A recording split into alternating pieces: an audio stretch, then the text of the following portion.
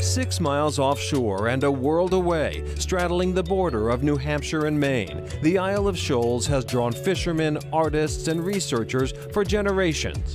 For world-renowned glass artist Robert de Grenier, it is the perfect place to explore his fascination with the nexus between art and science, which began with a chance encounter on a beach in the Bahamas. And across my towel walked this hermit crab that looked kind of odd. Through further study, it was living in the broken neck of a Coke bottle. And I was like, oh my God, wow. He said, that really made me think. As a glassblower, I can make a better shell than a Coke bottle. And so he did just that, building hundreds of them in all shapes and sizes. But initially, the hermit crabs were not interested in his glass-walled mobile homes. So I sliced the real shell open and discovered that all the spirals were right-handed spirals. And I was blowing a left-handed spiral because it was naturally the way that one would make it when they were glass blowing.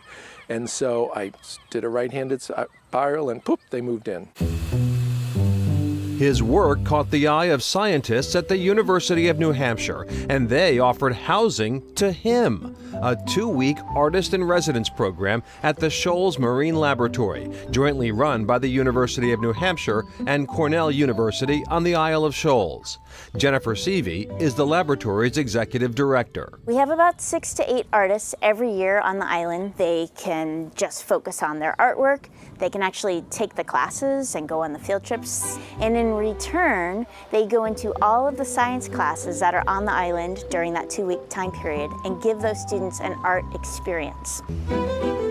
De Grenier is recognized around the globe, having designed beautiful artistic pieces as well as cultural icons such as the ESPY Award, Nickelodeon's Kid Choice Award, and the Country Music Awards. He also helped design the refurbished flame on the Statue of Liberty. And that was one of the draw here, to show my passion to these students and get them excited about something. And they're kids that are incredibly smart, really focused on science and marine biology, which I love because I want to go in there and mess up their minds and use their right brain. So we have our desired length and let that stiffen up a little bit. On this day, he is working with shark biologists, teaching them to create shark teeth and embryos out of glass. That's something that really excites me, to be able to observe nature, try to recreate it, and as you're doing that, you're finding out so many questions that you never thought to answer or to ask. And I think a lot of science students get caught up in the right and wrong answer, and that stifles creativity. And so having those experiences really kind of taps into a different part of your brain that allows you to be more freeing. Considering that so much of our classes are so mechanically focused, I think it's really nice to have the aesthetic angle part of it too. It's definitely a different way of thinking because we're so fact-based. And here we get to goof around a little bit. Like, I'm personally not great at it, so I'm just having a good time. It was also really cool getting to know Robert and all the pieces that he's done. Not only the pieces that he's done, but the thought that's gone behind it. The whole idea behind this. De Grenier is also working with kelp researchers, using handcrafted glass balls as buoyancy to help the kelp float and improve photosynthesis. For Executive Director Jennifer Seavey, who has artists and scientists in her own family, bringing the two together through the Artist-in-Residence program helps improve the work of both.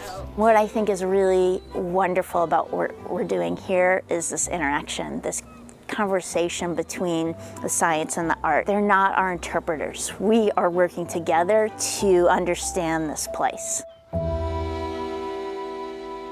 Wow, and the Shoals Marine Laboratory is located on Appledore Island in the Isles of Shoals. You know, and importantly, most research facilities focus on graduate students, and the Shoals Marine Laboratory is the largest field station that focuses solely on undergraduate students. So they have a place, and as you might imagine, it attracts scientists and students from all around the world, you can see, because of those kinds of experiences. Very impressive. All right, up next, do-it-yourself project fit for a pilgrim.